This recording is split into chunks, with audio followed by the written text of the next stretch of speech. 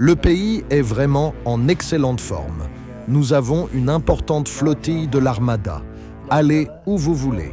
Elle se dirige actuellement vers l'Iran. Elle est encore plus importante que celle que nous avions au Venezuela et se trouve toujours devant le Venezuela. La situation vénézuélienne est excellente.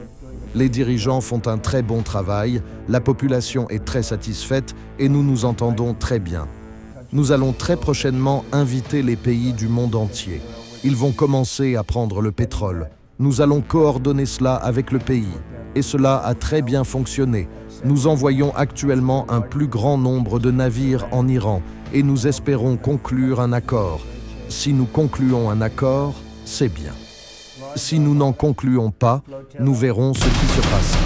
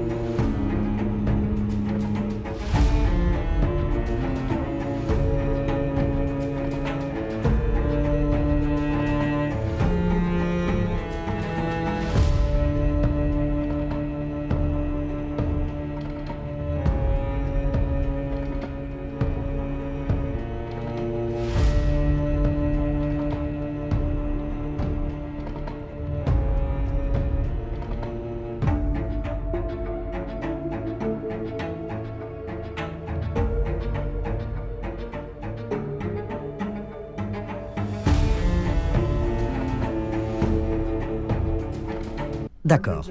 Quoi de neuf, tout le monde? J'espère que vous allez tous bien. Cette semaine, j'ai vu le guerrier noir, le boxeur le plus féroce que l'Afrique ait jamais connu. Non. Ça sonne bien, n'est-ce pas? Alors, aujourd'hui est une belle journée. Je suis en forme, de très bonne humeur, car nous avons de très bonnes nouvelles. Alors, regardons ça ensemble. Je suis tombé sur cette vidéo vraiment intéressante. Je pense qu'il vaut mieux la regarder avant de commenter. Regardons. Des centaines de fois au fil des ans, il a essayé d'y arriver. Et ils vont vous raconter un peu d'histoire. Roger Penske, tout le monde le sait, est une légende dans de nombreux domaines, mais certainement en course automobile. Il a remporté les 500 miles d'Indianapolis 2020 fois, la 18e fois. Et c'est un ami de longue date. Mais à la 18e victoire, je me suis dit que je devrais lui décerner la médaille présidentielle de la liberté. Parce que, vous savez, comment fait-on ça? Japon, Allemagne, Roger. Exactement.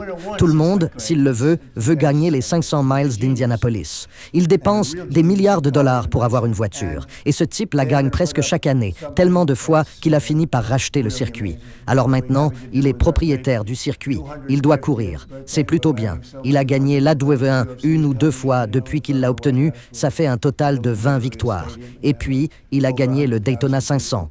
Combien de fois? 4 fois. C'est tout. C'est terrible. Je n'arrive pas à y croire.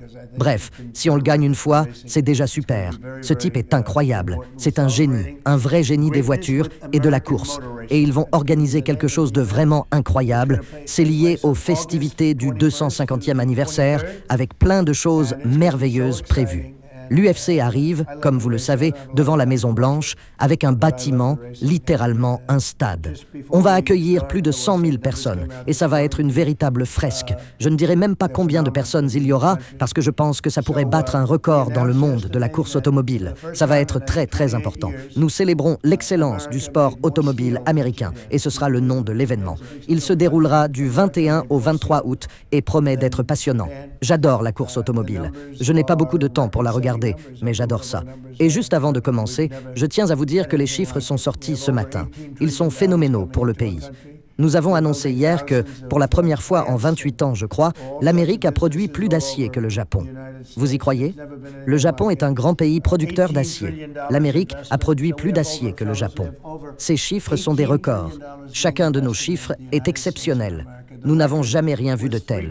Plus de 18 000 milliards de dollars arrivent dans notre pays. Nous construisons des milliers d'usines et créons toutes sortes d'entreprises partout aux États-Unis. C'est du jamais vu. 18 000 milliards de dollars d'investissement. Alors, on a largement dépassé les 18 000 milliards, les gars. Plus de 18 000 milliards de dollars sont investis aux États-Unis d'Amérique.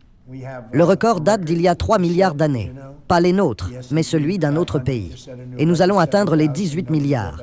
Je pense même que ce chiffre va encore augmenter. Nous n'en sommes qu'à 11 mois. Le 12e mois n'est pas encore arrivé, mais il nous permettra de dépasser les 18 milliards, peut-être même d'atteindre les 20 milliards. On parle donc d'un afflux de 18 à 20 billions de dollars, du jamais vu. Nous venons d'établir un nouveau record. Comme vous le savez, le S&P 500 a atteint 7000 points. Personne ne pensait que c'était possible. Et une telle rapidité. Parfois, on a l'impression que cela pourrait prendre 4, 5 ou 6 ans. Mais nous l'avons fait dès la première année et nous avons enregistré 48 records boursiers. Roger. Roger est donc un grand bénéficiaire, car il possède de nombreuses actions. Mais tous ceux qui possèdent des actions, y compris ceux qui ont un plan d'épargne retraite, 401K, savent que l'économie n'a jamais été aussi performante. On vient d'annoncer que la criminalité est à son plus bas niveau historique, le chiffre le plus bas jamais enregistré. Les meilleurs chiffres de l'histoire, de toute l'histoire enregistrée de notre pays, et le nombre de meurtres le plus bas jamais enregistré dans notre pays. L'histoire remonte à 125 ans.